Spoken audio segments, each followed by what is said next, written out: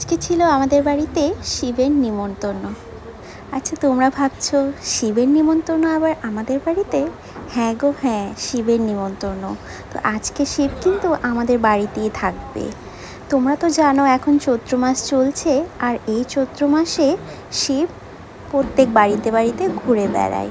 তো সেভাবে আমিও নিয়মটা ঠিক মতন জানি না, কিন্তু প্রত্যেক বাড়িতে নাকি শিব আসে।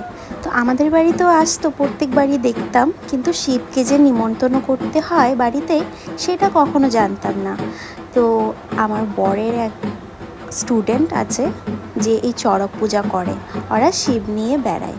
তো ওই একদিন আমাদেরকে বলল যে শিবকে নিমন্ত্রণ করতে বাড়িতে, তাই আমরা আজকে শিবকে নিমন্ত্রণ করলাম। যেহেতু আমরা প্রথমবার শিবকে নিমন্ত্রণ করেছি, আমরা কিচ্ছুই নিয়ম জানি না, তাই ওই ছেলেটা আর কি বলল যে তোমরা শুধু করো, আমি সব তোমাদেরকে বুঝিয়ে দেব। আর যা যা আমাদেরকে আনতে বলেছে আমরা সব এনে রেডি করে রেখেছি। এবার ওরা সন্ধ্যেবেলায় চলে এসছে, আর ওরা বাড়িতে ঢোকার সময় নাকি সন্ন্যাসীদের পা ধুইয়ে ঢোকাতে হয়, যে শিব নিয়ে এসছে। তো এইখানে আমি এই জিনিসটা করছি, আমি সবার পা ধুইয়ে দিচ্ছি। তো এবার ওরা সবাই বাড়িতে ঢুকছে, দেখো। তো আজকে কিন্তু সারা রাত মহাদেব আমাদের বাড়িতেই থাকবে। তো মহাদেবকে যেন তুষ্ট করতে পারি, সুন্দরভাবে মন দিয়ে পূজাটা করতে পারি, সেই চেষ্টাই আমাদের ছিল। যেহেতু প্রথমবার আমরা এই ভারটা নিয়েছিলাম, আমরা কিছুই জানি না কীভাবে কী নিয়ম করতে হয়, তাই মনের মধ্যে একটা ভয়ও ছিল যে যদি কিছু ত্রুটি হয়ে যায়, কিছু ভুল হয়ে যায়। কিন্তু যাই হোক, প্রথম দিয়ে তো সব ভালোই চলছিল সুন্দরভাবে, আর ওরা আমাদেরকে বুঝিয়ে দিয়েছিল কিভাবে কি করতে হয়। আর আমাদের তেমন কিছুই রোল ছিল না, ওরা সব নিজেরাই করে নিচ্ছিল। তো দেখো এখানে সবাই এসে পড়েছে, মানে ওদের সন্ন্যাসীরা সবাই এসে পড়েছে। আমরা কিন্তু কাউকেই মানে নিমন্ত্রণ সেভাবে করিনি, কারণ যেহেতু এবার আমাদের প্রথম বার হচ্ছে বাড়িতে। তো সব সন্ন্যাসীরাই এসছে, ওরাই সব নিজেরাই সব কিছু দেখে নিচ্ছে এখানে। তো প্রথমে দেখো এই তুলসী তলায় কিন্তু শিবকে রাখা হয়েছে, আর এখানে সব যা যা ওদের বর্ষি রয়েছে আর চড়ক পূজায় যা যা লাগে যেটা নিয়ে ওরা ঘুরে, সব কিছুই কিন্তু তুলসী তলায় রেখেছে। আর এখানে রাখার পর আগে মহাদেবকে কিন্তু স্নান করাতে হবে, এখানে স্নান করিয়ে এবার বাড়িতে ঢোকাতে হবে। তো এখন তো উঠোনে রেখেছে, তো দেখো এখানে সব কিছু ওরা ঠিকঠাক করছে আর কি। তো এবার এখানে ভোগের সব কিছু রেডি হচ্ছে। ভোগটাও কিন্তু ওরা নিজেরাই রাঁধে, মানে বৈষ্ণব দিয়ে রাঁধায়।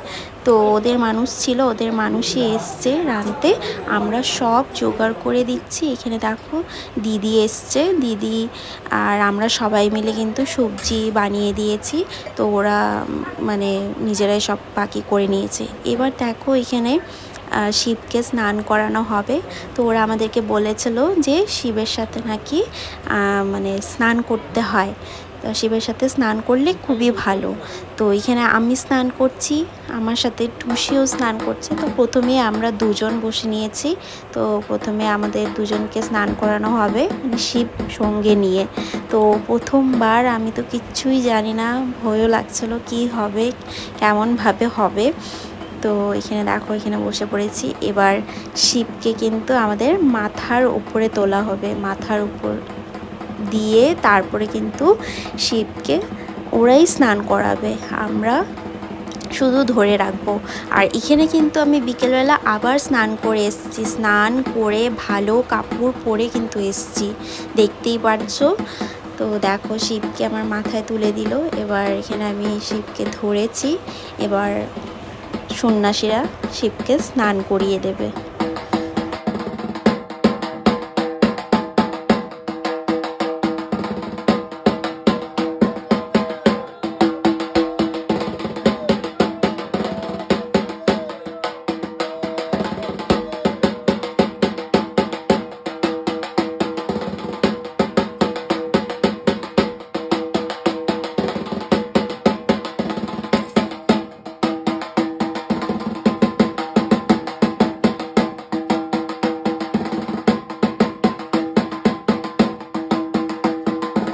দেখলে কিভাবে শিবকে স্নান করানো হলো। আর এদিকে আমার মুখের অবস্থা দেখো, আমি তো শিবকে ধরেছিলাম জানি না যে সিঁদুর লাগা আছে, আর এদিকে আমি মুখটা মুছে নিয়েছি আর সিঁদুরটা যে কিভাবে লেগে আছে, আর আমাকে কেউ বলেও নি যে এভাবে সিঁদুরটা লেগে আছে।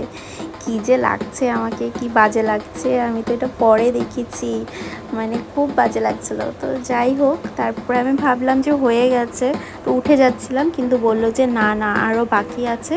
তো আমাদেরকে বললো যে আর একটু বসতে, আবার স্নান করানো হবে। তো এইদিকে রাস্তা দিয়ে মানুষ যাচ্ছে, আমাদেরকে দেখে দেখে মানে কেমন একটা লাগছিল। তো যাই হোক, এবার কিন্তু আমাদের সাথে সাথে ভাইয়া আর তনুশ্রীও স্নান করবে। তো আমার বরকে বলেছিলাম, কিন্তু ও তো আসলো না, ও স্নান করলো না। তো যাই হোক, এবার ভাইয়া আর তনুশ্রীও এখানে বসে পড়লো। এবার আমাদের চারজনকে একসাথে কিন্তু এখানে স্নান করানো হবে। তো দেখো মাথার উপর এবার শিবকে দিয়ে দিল, আর এবার ওরা আমাদেরকে স্নান করাবে।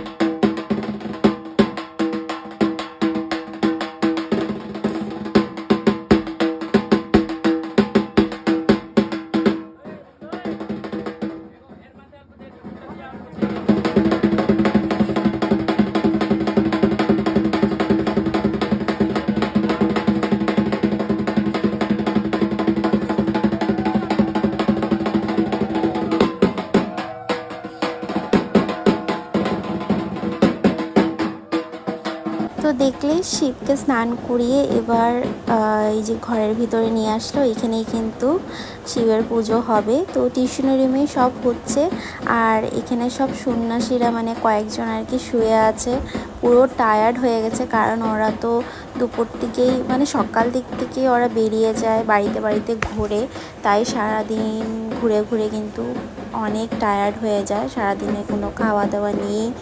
তো এদিকে একটু রেস্ট করছে, আর এইখানে কিন্তু ভোগের তৈয়ারি চলছে, ভোগ রান্না হচ্ছে, ভোগ রেডি হলেই কিন্তু পুজোতে বসবে ওরা।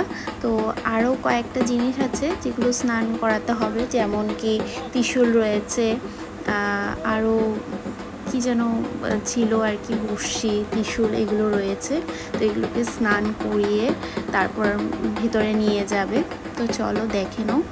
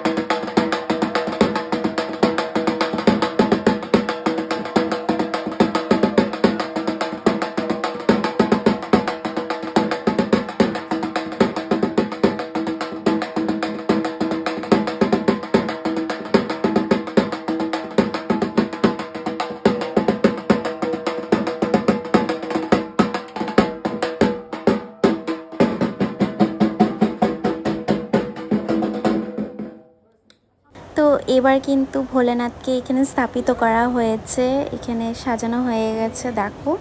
তো এই রুমেই কিন্তু পুজোটা হবে, আর আজকে সন্ন্যাসীরা কিন্তু আমাদের বাড়িতেই থাকবে, অনেক লেট করেই পুজোটা হবে। আর এই যে মাম্মাম দেখো, সন্ন্যাসীরা মাম্মামকে পেয়ে ব্যাস ওর সাথে খেলা শুরু করেছে। আর মাম্মাম তো মানে সবার কোলেই যায়, তাই মানে সবাই ওকে ভালোবাসে, যেহেতু ওর কোনো কান্নাকাটি নেই, সবার কোলে ও যায়, যে নেয় তার কোলে যায়।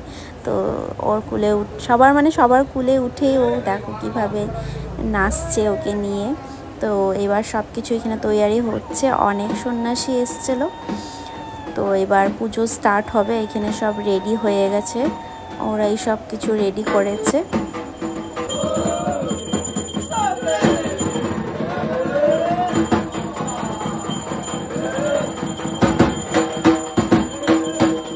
এদিকে দেখো ভোগ রান্নাও কিন্তু কমপ্লিট হয়ে গেছে। আর এই যে ভাইয়া মামাকে নিয়ে নাচছে, মানে ও তো ওর কাকাই কুলে গেলে ব্যাস আর ওর কিচ্ছু চাই না, কাকাইকে এত ভালোবাসে। তো এখানে পুজোয় বসে পড়েছে, তো চলো পুজোটা দেখে নাও।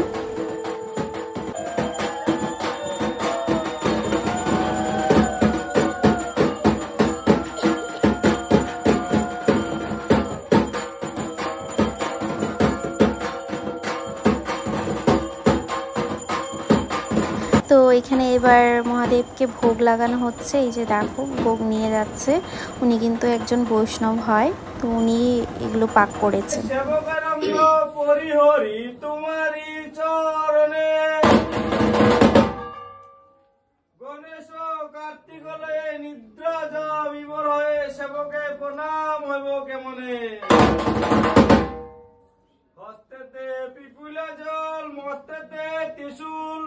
সর্বলোকে বলে শিব তুমি সাধ্য হস্তে ত্রিশূল দেখে বড় লাগে ভয়, জগনিদ্রা ভঙ্গ কর বাবা।